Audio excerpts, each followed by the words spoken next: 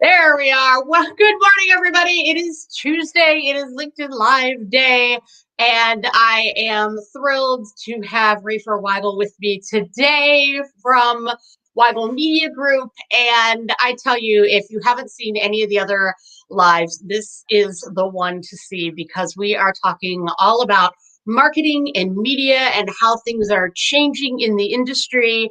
And I'll let Rafer introduce himself, but you probably I feel like I know this person.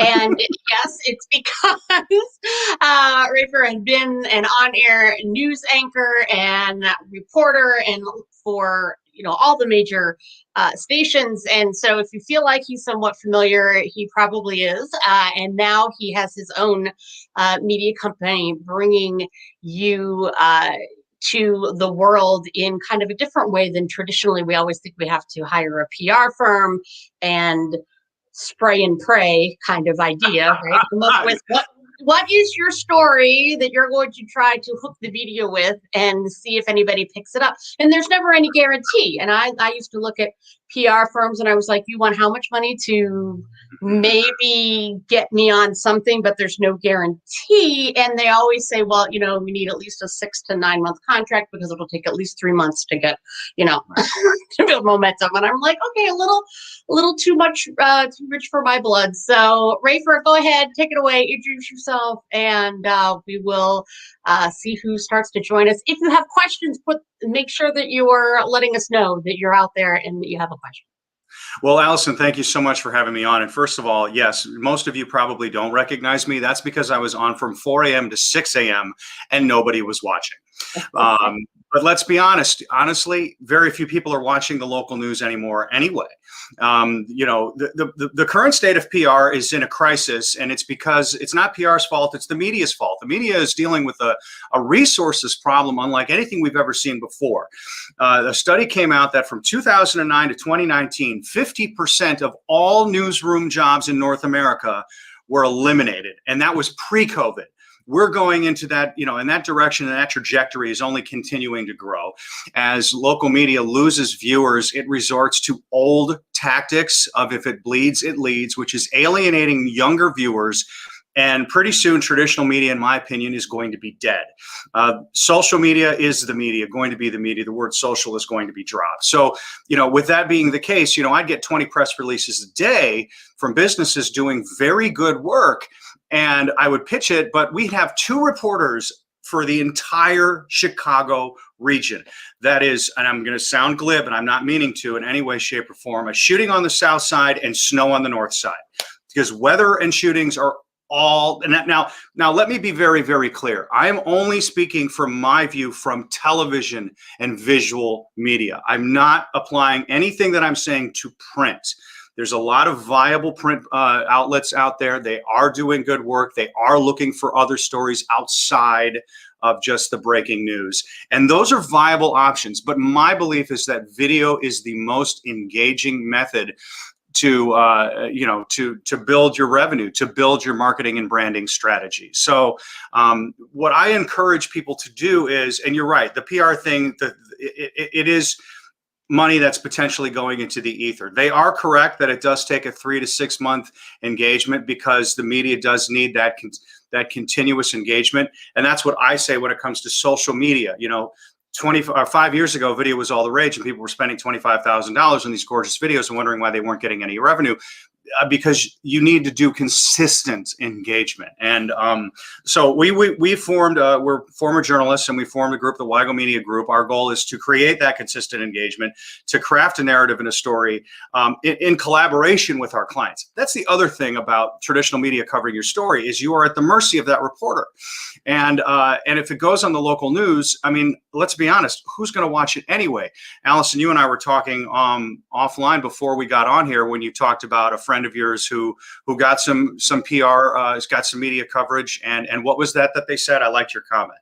They said it. I'll warn you that I haven't received one client from any of the TV work that I've done, but the clout of being able to put Fox, NBC, CBS, whoever it was, on the website is what like you're gaining from having that spot. So don't think that being on for 30 seconds is going to open the floodgates to your phone ringing.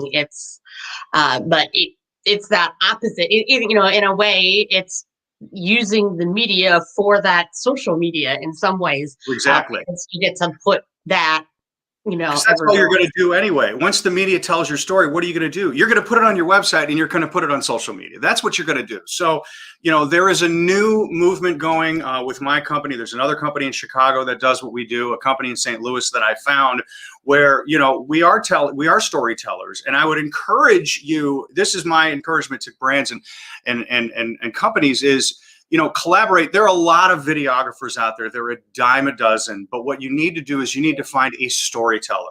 What we really do is we're more like consultants than we are videographers because, your story is your most marketable asset and everybody has a story. Getting somebody to help find that story and tell it in a compelling and engaging way, but not just once, consistently. Our ultimate goal and our ultimate model is to replace the PR retainer model and cover companies like a beat reporter. The same way like when I covered the Chicago police force, it was just what's going on this week, what's going on right now, and as things are developing. So, and it does take that 3 to 6 months. And people say, well, I don't understand. You're just posting this on LinkedIn, Facebook, and Twitter. Then what? I said, well, then, people, well, what if nobody interact? Well, people will interact as long as you keep posting.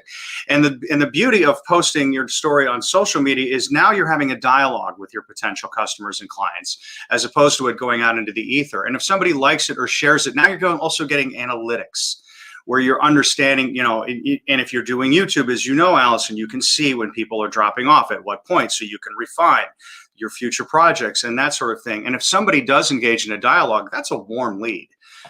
So I'm just a big proponent of it. And the body language thing, I mean, this is where I want to send it back to you because, people want to do business with people that they're familiar with, that they trust. How do you earn that trust? You have to look them in the eye and be able to feel that you do trust them. We want to do business with people that, where everybody knows our name, like they say in Cheers. The post-COVID world has created this yearning for more human connection, but doing it virtually. That's why video, it's 80% more engaging than text alone. And I encourage people to do it. And, but you as a body language expert, I don't want to make this just all about me. I have to work, a lot of people are camera shy and a lot of, CEOs that I speak to are, the number one question I always got as a reporter, you're not going to make me look bad, are you? Well, when you hire me, my job is to make you look good. So I want to make this a dialogue because I'm not always comfortable talking about myself. And, this is where I think would bring tremendous value for somebody who is camera shy. So, I am in complete alignment with you on the body language and conveying that authenticity and authority at the same time. And that's what you do. Right. Well, I just want to give a quick shout out to Marie, who's out there, who is loving the storyteller idea. Marie is a fantastic team builder when it comes to her consulting business. It's a lot about teams, and she's really great at that. And she's rocking it on Clubhouse and things right now too. So I would say body language wise, the biggest thing that I work with, I was just working with a CEO actually who they had, hired the team to do these videos, really wasn't happy with the first one necessarily that came out. And so luckily they brought me in to be that person that could give the confidence and relax, on camera kind of thing. And we spent a lot of time just picking out chairs. Ironically, okay, sit here. Particularly this woman's very petite. Finding, because in the first video they put her on one of those tall stools, with the little seats. I was like, oh my God, you can't be on one of those things. Right. Because you're like perched up there and your feet are trying to get on that little bar, that little, thing, and you're trying to get there and then perch and all that. And I was like, oh, this is not good. And ultimately for the video, the second one that they did, we had her standing because we found that she was a lot more comfortable just standing and talking versus sitting. Because of the posture and a lot of things. Posture really for me is number one. And to to allow your body to move. And one of the biggest mistakes I see, and I get mad at people like Oprah, like, why do you have these big comfy chairs where people just, they get absorbed by the chair, you know, and then they kind of look like they're drowning sometimes with their body language, because if they don't know how to navigate, even if it's that kind of a chair, to still kind of sit on the edge and still, you know, move. And anyway, but Rafer was giving off really great body language when he was talking. You notice for our little squares here, he was actually using this upper body, and that's really key for video, so that it's not just the mouth moving, that it moves, it continues down the body, particularly if you don't feel like you're a big gesturer. That's not, I tend to be pretty gestury, but if you're not, that as long as there's like life actually happening in this upper body in your torso, you're okay. Well, we have a good question that came in. Let me post this. So Therese wants to know, once the story is posted in LinkedIn, how do you get more people to engage? Okay, so well, there's a couple of different options. So first of all, the algorithms for LinkedIn are changing to be a lot more video friendly, but it's still really key that you put a good headline in. You know, it's again, coming from the media, I actually started in newspapers at the LA Times. I was a staff writer and I did sports. So all we're doing is writing these, you know, catchy headlines. So you got to have a good headline, but you also have to have a good deal of hashtags. That's going to pique people's interest. And then if there are certain people, Therese, that you want to see it, put their name not in the body of the post, but in the comments underneath, and that will drive more and more engagement. But you know, the thing that I tell our potential clients and current clients is, you know, we believe in quality and quantity, because you need that consistent engagement. Somebody needs to see your posts, you know, 2, 3, 4 times before they really start developing that feeling of familiarity and start engaging. That, I mean, that's proven. That's not necessarily my opinion. This is another reason why PR, to me, it's like, well, you got your story told on the news and then it's one and done. You know, it's, you know, people are shy of telling their own story and going on camera, and they don't need to be. Everybody's a celebrity. And at the end of the day, authenticity is the pathway to success. We don't want you to be slick and polished. We want you to be real and genuine and passionate. So you hire somebody like Allison, who's going to be able to bring that passion and authenticity out of you through, maybe it sounds like Allison, an outside in approach, where you get them more comfortable with the physicality, which is a great way. That's how I started getting comfortable on camera. Originally, when I was an actor, you know, back in the day, it was the 90s. It was a different time. Fortunately, no social media. But I did learn, you know, if I moved, then I was more free. And that's something that I will do with a lot of my clients when they're very stiff. You know, I'll have them bring your hands up, do this, now do this. All right, now answer the question again. There's a mantra that I was told a long time ago: you are enough. You are enough. And at the end of the day, when you're telling your story, it's not about you, the person. It's about, if your mission is to be of service, if you're there to providing value and you believe in that value, then that's going to come across, and that's going to build engagement and revenue. That is the best marketing strategy, in my opinion. And yeah, so I think I went on a little too long. Therese, I hope that answered your question. Yeah, Pat's out here too. Pat is has Sales Babble and a bunch of other things where he helps lots of people do better with their sales. And I agree, the idea that it's just going to be media and not social media will be a fantastic place to get to where we're headed. I wanted to ask you, and I think what you were just saying kind of flows pretty well into this, is the idea of your company brand and like aligning the video and what it is that you're creating to make sure that it doesn't look odd or things. I don't know whether you're finding that you're seeing kind of mistakes about this, but sometimes I worry when I see people putting out a lot of video content on LinkedIn or Facebook or wherever, and I feel like they're trying to match some thing that's out there, and I'm like, this is not the you that I know. Who is this that is showing up on my screen? Mm. And does this match your brand? Or, Mm. does the overly, like, I guess, even produced sometimes, with all those hard cuts and Right. things that, all the young people use. But like, I was like, I am not doing that. So what do you think about brand and making sure your media matches? That's a really good point, Allison. I think people get very concerned about the performance and the polished aspect of it. I mean, I see a lot of really kitschy, cool jump cut videos on Instagram and TikTok, and those are fine, but that's really not ultimately going to impress another business or a top earner. I think that people might find it interesting. And I think it's good to supplement that in with more engaging and authentic, maybe higher produced content. But yeah, I mean, it's like if somebody is performing or reciting, then I mean, gosh, our BS meter right now is through the roof. It is. And if we feel like somebody's talking at us rather than with us or to us, it's like we will disengage. So, this is why I do feel that people like yourself and the way that we approach it at Weigel Media Group really is a very important differentiator when you're talking about telling your story.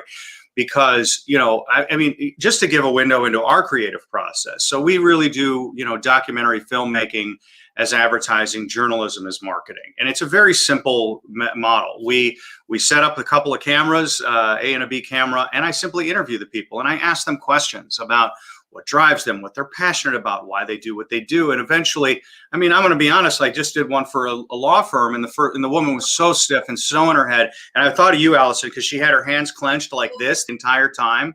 And then midway through, she did one of these and she like kind of opened up. And I was like, Amy, put your hands like this. Now answer the question. And then nope, bring them back up.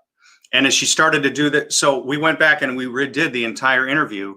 The first 20 minutes were completely unusable because she was so worried. She was a lawyer and she was giving closing arguments in front of a jury. And I'm like, no, you're talking to a friend of yours right now who's sitting across from you, going through this, family lawyer, a divorce. And, now and so by having somebody like yourself or somebody like, like I said, there's a million videographers out there. But finding a storyteller or someone with a journalism background who knows how to interview somebody to get them to feel comfortable, that's going to bring out your authentic self. That's a valuable skill. And because like you said, Allison, if you're not authentic, all of the polish and the pizzazz and the flash cuts aren't going to mean a thing. And you will end up, I mean, if you put out a video that does the opposite effect, I mean, you're better off not doing anything at all, in my opinion. So you do want it to be good. So I guess it's, and to quote Nigel from Spinal Tap, it's a fine line between clever and stupid. I mean, at the end of the day, you want to create something that's polished, but in order to be authentic, you need to let your guard down and you need to relax, and you need to collaborate with someone that you trust and be able to take it off of your plate and put it in hands like, yourself. I mean, obviously you're there on those shoots, I'm guessing, when the camera is rolling to help them through the process, right, Allison? Right. Yeah. I was there on the, day of just really, and a lot of it is just moral support or, Right. a little bit more than, I mean, I don't want to get in the way of the videographers or certainly, or, on what they're doing, but some of it's also like, I may take them aside and say, hey, let it run. Right. Ask questions and maybe even ask the same question pretty much the same way, but slightly differently so that they just keep talking, and then maybe, you'll get a good 2 or 3 minutes out of 20 because they'll eventually relax. At least with this particular person that I was working with, the last 5 minutes, anytime we practice, because, I bring in my own video camera. It's not fancy, but I was like, you have to get used to seeing that dot. Right. Or, you have to get used to feeling pressure of the camera being on you in order to get to that point where you can kind of let it go away, which is what a lot of people, it gets to me about. I wanted to put up Pat's comment because this is really interesting and exactly what you were talking about, that he did a A/B test, photo, video. Yeah, photo had more views. So it was, so I think that's kind of interesting, Mhm. too. I don't know, like where is it an algorithm thing, do you think, or is it a- you know, it, because we can't be chasing the algorithm, right? I mean, we No, just have to right. put out content and see what happens. It's an attention span thing, right? So photos are a lot easier, especially if you have photos with text. So, I always say video is a tool, but it's not a strategy.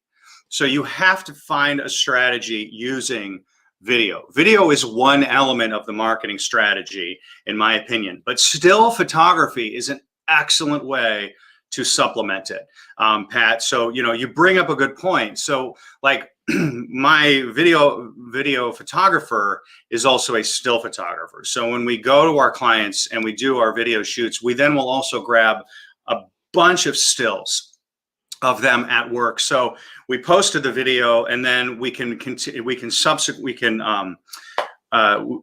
do additional posts with photos using a quote that we took from the video, and we take that photo and then we put it in as if it were like a meme with that person. That's for your Instagram. That's also for your LinkedIn, because what you're really trying, the ultimate goal, the action item that you're trying to do ultimately is to get more revenue. But the way you're going to get more revenue is you have to gain more followers. In order to gain more followers, you have to give valuable content. If you crack the code of shareability, in other words, if you post something that other people share, that means that there was something of value to them. You got to tell the story that transcends the subject matter. If you're not interested in widgets, if you tell a good enough story about why they make the widgets, then they're still going to be sent to people who don't care about widgets, if that makes sense. But getting back to Pat's comment, yes, our recommendation is to utilize both still and video, and we usually do a video a week. We like to start with a 2-minute, no more than 2-minute branding video of a company's mission, culture. The culture of your company is so important, and that's something that is best communicated in a visual medium, in my opinion. I'm sure some print writers would disagree, but for me, it is a visual medium.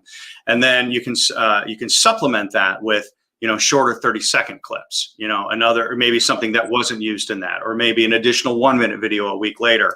And then if you sprinkle in some stills, I mean, that's so simple and so easy to do and so cost effective. And here's the other thing I would recommend: if you're going to go down this route, they really shouldn't be charging you huge amounts of money for that. I mean, when I give people the price and I say, it's a couple $1,000s, it depends on where they are. Some will be like, oh, that's a lot. And others like, oh, is that it? But we ultimately want to work on a retainer model that is less than what a PR retainer fee is. But ultimately what we are giving is tangible results. The one thing that the traditional media and PR can still offer that companies like mine cannot necessarily guarantee is the built-in audience. So that is the big allure and the appeal. If NBC News does your story, that audience is going to see it. But those audiences are dwindling, in my opinion. You don't get the analytics that you would with a social media campaign.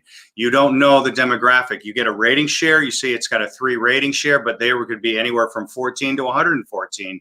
You don't necessarily know. So what is that really worth? And you mentioned it earlier, Allison. A lot of it is just the posterity and the ego boost. Hey, we got covered by, media outlet X, which is a validating, it's a validating thing, and it means something to the shareholders, the stakeholders.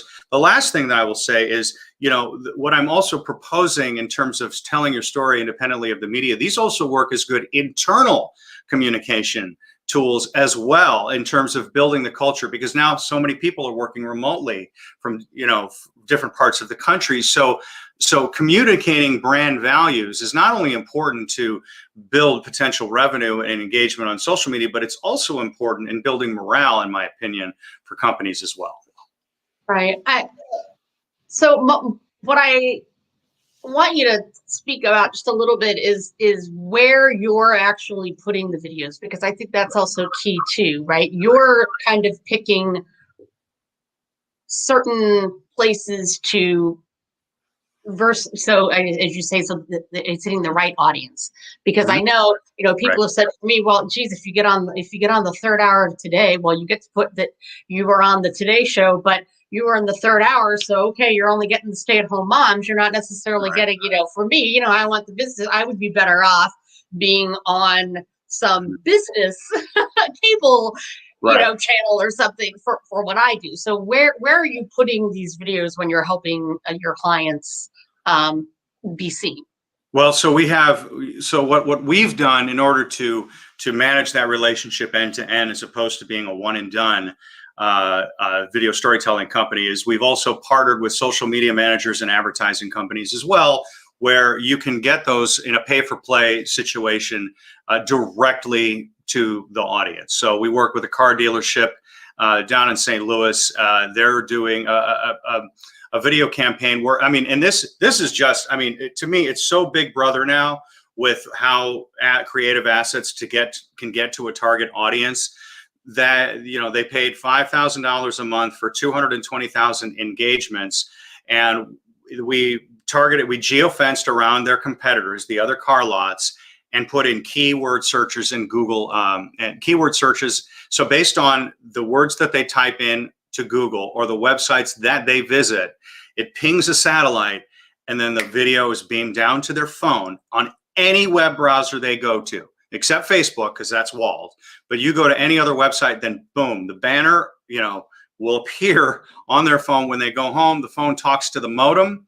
They go to the computer, they watch a YouTube video. Those videos that you see, the commercials to start off in the beginning, it's my client's commercial. They go to watch TV on Roku, and they do connected TV. Maybe they're watching the History Channel. They could even be watching the Super Bowl, and you have to sit through those commercials. Like if you have Hulu, my client's commercial is going to be showing. So these are things that we're testing out. The majority of the clients are using the video as a tool just for their website initially. And then they'll put that on Facebook. They'll put that on LinkedIn. They'll put it on Twitter. And then maybe they do one or two more. We really do encourage the whole social media strategy aspect of it. It's free. Social media is free.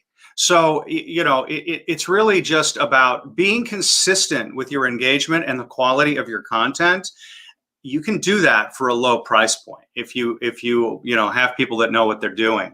Tapping into certain algorithms and hashtags and keywords on the post, tagging other influencers who might be interested in the subject matter, which just requires a little bit of research, can also oftentimes create a lot more visibility. One retweet from an influencer, and now you've suddenly got 200,000 more eyeballs on your content. And that, again, it is a roll of the dice. It is a crapshoot. There are no guarantees, but there's less guarantees with the traditional PR model. Wouldn't you agree, Allison? Yeah, I think so. I look at it as, well, you never know who's going to necessarily see it. You always, and I also look at it as a training ground in a lot of ways. Right. The more you get on there and do Instagram Live, which I'm actually don't do really a lot of Instagram Lives, but I've started embracing TikTok of all things. Yeah. And already have like over 1,000, followers. So now I could go live if I wanted to. And some of my first videos, are close to, the one is up close to like 500,000 views or something. It's like what happened? And my kids are impressed, right? They're like, well, of course they are. Popping off. I'm like, popping off what? I'm like, wait, popping off? What am I doing? Like, what's going on? They're like, no, your video. I'm like, okay. All right, thank you for clarifying that, because they use all this lingo I don't understand. This has been great. I know some people are probably dropping off for 8:30. So before, we'll keep talking for a little bit, but how do they connect with you? How do they find you? Are they just Googling Weigel Media Group and finding you that way, or what's the best way for them to reach you? We're at weigelmediagroup.com, and it's WEIGEL. Media Group. And also you can email me, info@weigelmediagroup.com, but connect with me on LinkedIn. I answer all my messages on LinkedIn. That is where I'm the most active. That's where I get, the most traction for marketing videos that I do for my company and for my clients. So that's where I recommend people play in that arena, mostly with my clients. RAFER WEIGEL. And there's a phone number on the website. You can call me as well. So there it is. She's putting it in, info@weigelmediagroup.com. That's us. So, and that goes right to me. And so it's me and it's two other photographers who used to work in news who are former disgruntled journalists like myself. I got into media because I love to tell stories. And I just found that when I was doing traditional news, they weren't interested in good stories anymore. So that's what's so great about doing this now is I feel like I'm servicing my clients' needs and being of service. And I don't have to get up at 2:30 in the morning if I don't want to. Like my former job. There's a little bit more flexibility when you're working for yourself. Typically, here's a question that people might be thinking is kind of typically from engaging with you to like, how long does it take to actually, have that video in hand? Because I'm sure there's pre-work that you're doing to get to know them, to figure out what story to tell and how to tell that story. Well, I find that the sales process takes about 3 months. People are this is a newer concept to a lot of people. And so, we're going to get back to you. And I'm like, you're leaving money on the table every day you don't post something. So we'll have, first of all, what we'll do is we'll have a pre-interview with the clients where we get a sense of the culture and the mission and what it is we're out to accomplish. So we're not flying blind. We want to make sure we understand, if it's an ESG, then they've obviously their story is low hanging fruit. It's a very obvious story. If it's, I had a client that was a Persian rug company and, he wanted to talk about the fact that he had 20% off on Saturdays, but I'm like, no, Armin, I want to talk about the fact that you've been in business for 100 years, that your grandfather emigrated from war-torn Armenia, and you're a pillar of the community, and you're the most trusted name in Persian rugs. He's like, oh yeah, that's good. So we'll have that. The shoot anywhere from 3 to 6 hours for the day will give us enough material for an entire month from that one shoot. And that's a photo shoot and that's a video shoot. And then we can turn that first video around in 48 hours. Yeah, it's, we work in news. I used to be able to have to turn a package, shoot it, edit, and get a live shot up in like an hour. Not that we do that. We want it to be good. And let's be honest, some of those were not that good. But my news station didn't care. They're like, are you going to make slot? Yeah. Okay, fine. I mean, so yeah, it's a fairly quick turnaround when you sorry, my dog's barking. When you go for that authenticity over polished, and we don't need to do a lot of bells and whistles, it can be a fairly quick turnaround. Oh, well, that's great. Yeah, because I think that's certainly a key part of it, for people is, as you say, they feel like every day that they don't get this done, sort of thing. There's often a little bit of urgency around it. And as you can tell, everybody out there, if there's anybody that's going to make you feel comfortable, it's this man when it comes to the whole video idea. So I know that is one of them, the fear of being on camera is still a huge thing to get over. But start, if you're like, okay, I really think I want to do this, but I don't know if I want to put all that money into it or whatever right away. I challenge you to simply start posting, to holding up that phone and talking to the friend on the other side, and start posting on Facebook, start posting on your media outlets that you already use, create some YouTube videos just to get a little bit more comfortable with the idea of being on, or do these, kind of LinkedIn lives, get some friends to join you. Some people that I know have started in the Clubhouse realm because they don't want to be seen. So I'm like, all right, then get into Clubhouse, but get on there and get talking. Get used to talking about your business and you and your story. And then I'm going to challenge you to go to the video part, because that's a little bit more important. And then, right, so in that 3 months that you're thinking about it or that you're waiting to pull the trigger, make sure that you get yourself comfortable and go to my YouTube channel and watch all the bazillions of videos that I have out there on how to be more comfortable and what to do, on screen and things, and then let Rafer figure out what that story is. Because the beautiful thing about that is too, if people go, well, I don't know what I don't know what to talk about. Most people have, and I hate the word imposter syndrome. I think I was like, are we done with this? But anyway, they feel like they don't have anything necessarily to tell, or who am I, right? That whole thing. Well, like, why would anybody want to listen to me? You need to get over that. You need to figure out, and And you don't have to figure out what that story is, which is what was so brilliant with the story that Rafer told about the Persian rug guy, is that he listened to him and said, this is the story that will capture the audience. So if you don't think you know what that story is, with Weigel Media Group, you don't need to know what your story is before you come to him. So that's the other thing that I think people get clogged up about is, well, I don't know what it is that I want to say, and I don't know what my story is, and I don't know what will attract the media, and I don't, all this, I don't know.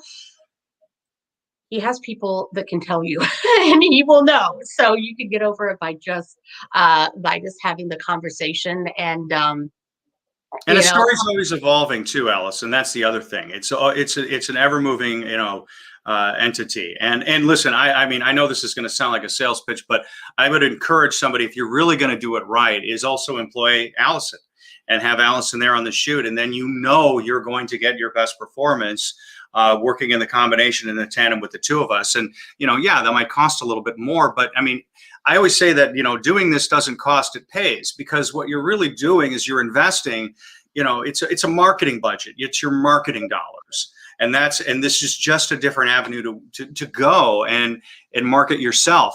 The brands that are the most successful are the ones who have a face on it. I'll be honest, I don't know what Sir Richard Branson does anymore now that the record store closed, but I know who he is. Elon Musk, Steve Jobs, Bill Gates, these are companies that, that face of that brand. Put a face on your brand. It's going to bring you a return. I promise you it will. Yeah, absolutely. I think that's a great place to end on, because I know people probably want to get off with their day, but thank you so much for being on today with me. And I do think we have that this is where media is going. I think this is a fantastic preview for all of you that, jump on now, right? Yeah, now. Be an early adopter of this particular change. I prefer one and not always an early adopter. My kids are like, oh, TikTok, really? I'm like, I'm gonna try it. I was like, I tell my clients to get out there, so I'm gonna practice what I preach, and figure it out. And honestly, the 1 minute thing, I have to tell you, people, if you haven't had to do just 1 minute, it's a really great exercise as well for you to get it into that 1 minute for those TikToks. And then they're kind of fun, and you just sort of post it because that particular platform isn't as polished as a rule anyway. So if you want to start small that way or something, you can also, with a lot of these things, you can practice, but you don't have to actually go live or make it appear to anybody. You can just do it in like a practice mode. So get out there and just put out content. And then when you feel like you're ready, and some of you are ready now because I've been getting these comments. So Teresa's calling you, she says, to talk about her needs. So that'll be awesome. So more attorneys coming your way. But I will end here. Any last words, anything from your end? No, just that your street cred went way up now that you're like becoming a TikTok influencer. I mean, and you talk about your kids. I mean, look, let's be honest. Your social media is more important than your website to people under the age of 25, in my opinion. So you're way ahead of the game, Allison. I got to up my game. On my TikTok right now, I'm just lip syncing a song with a picture of my fiance behind me looking ridiculous. So I probably should take that down. But again, it's authentic. So who cares? Right. Yeah. It's a whole new world, some of this stuff. But I will tell you, I put my 15-year-old in charge of it. I said, guess what? I'm going to give you the title of social media manager, and you post these things and you figure it out. And if there's comments that need to come down, would you take the comments down that are like, that's the weird thing on TikTok. People are talking, nobody comments to me. They're just like talking to each other, because the ones that went viral were about the Meghan Markle and interview that Oprah did. I went on every commercial break and talked about the segment before. So in a 1 minute, what did we last see? What are we looking at? So they're really just talking amongst themselves. It's really kind of funny to follow the stream and be like, oh, Meghan, I feel so sorry for her. Oh yeah, well she's an actress. She should know better. She should la la la. And they're just talking to one another. Well, you bring up a really good point that I just want to say before we go is sometimes if you don't want to talk about yourself, talk about an event or a situation that you have expertise in, and make it about that subject matter. That's another thing we do with our clients. It's like, we don't want to just talk about you. Let's talk about other things that are going on that you have unique insight into. That's another really good way to engage with people on social media. And I just thought of that. And I want to hire your 15-year-old son, because we're expanding our social media department. So and more people are asking us to handle their social media. So let's set up an interview with you with your son. Man, he's interesting that he's taken to all of that. He's, wants to do that, have a company that becomes famous through all these things, which I'm like, I don't know if you're really going to make money like all these YouTubers and things that are. He might. You don't know. You don't know. You don't want to not support, but then you're also the mother, and you is like, oh no. So yeah, I'm trying to learn everything ahead of time so that he can avoid any mistakes that I make. So, all right. Well, thank you so much for being here again, and I will end the broadcast. Thanks so much for everybody who has been on, and we'll see you next Tuesday as well. And off the top of my head, I don't remember who's on next Tuesday. So watch for my post and it will tell you, because that's the one thing I forgot to write down, who's up next. So take care, everybody. Have a great day and a great week. Enjoy the weather if you're in Chicago. Thanks, Allison.